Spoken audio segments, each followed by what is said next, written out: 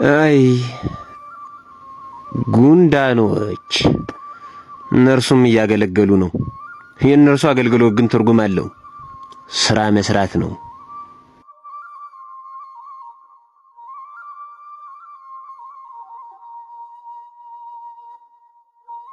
ምን ነበር እንደናንተ በሆንኩ። መቼም ሙት ከመሳደብ እንደናንተ ስኳር ተሸክሞ መዞር ይሻላል።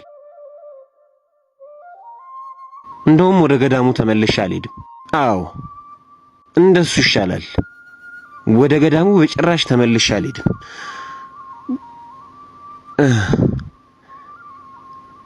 ግን ደግሞ ለንስሐ አባቴ ምን እላቸዋለሁ? ስለምን አልታዘዝኩም እላቸዋለሁ?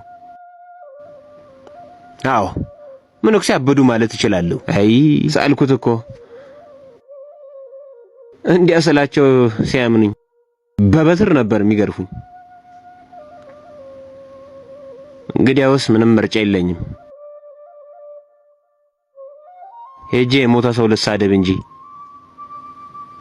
የቤቱ ጌታ ሆይ እርዳኝ። አይድሌ ምን አይነት መከራ ውስጥ ገባሁ።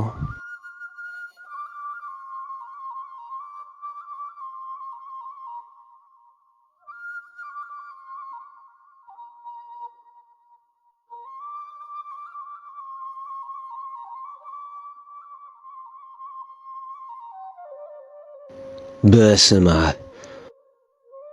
ምናልባትም ዛሬ እድለኛ ሳልሆን አልቀርም። የሚቀበር ሰው ላይመጣ ይችላል። ሁልጊዜ ቀብር ያለበት ቦታ አይመስልም። ተመልከት፣ አራጣ በዳሪው ሊቀበር ነው።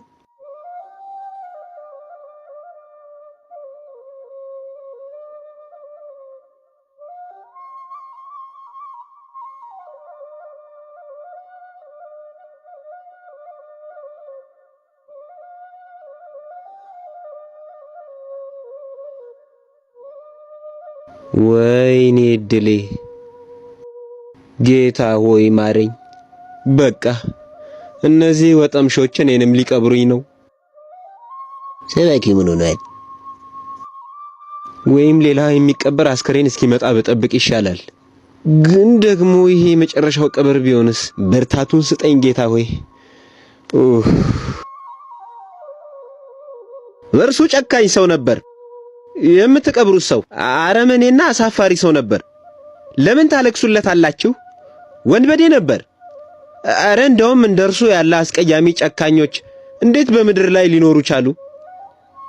መቼም ለዚህ ክፉ ሰው ነፍስ በሰላም ትረፍ አትሉትም አይደል? ወይም ነፍሱን ይማር አትሉም?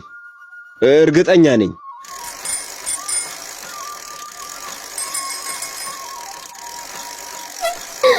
ገደሉት በቃ። ወይኔ ጉዴ ፈላ። ችግሩ ምንድነው? መነኩሴው ጸሎት በስቶባ አበድክ እንዴ? እችን ያዘበት። እሰይ አባ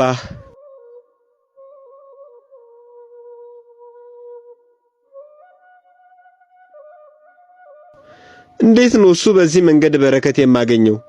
ከዚህም ብሶ ጭራሽ ድጋሚ ወደ ቀብር ቦታው እንዲሄድ ይፈልጋሉ። አሁን የኔ ልጅ አሁን ግን ማንንም አትሳደብ፣ ይልቁንም አመስግን፣ አወድስ።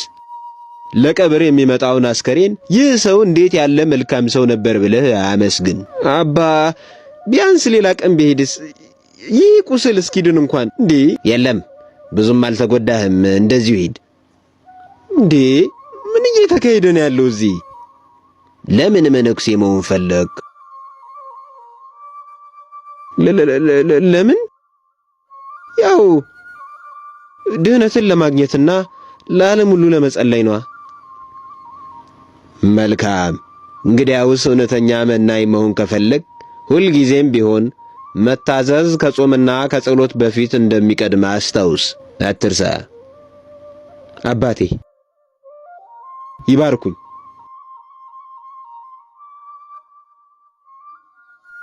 ልዑል እግዚአብሔር ይባርክህ። በስመ አብ ወወልድ ወመንፈስ ቅዱስ አሐዱ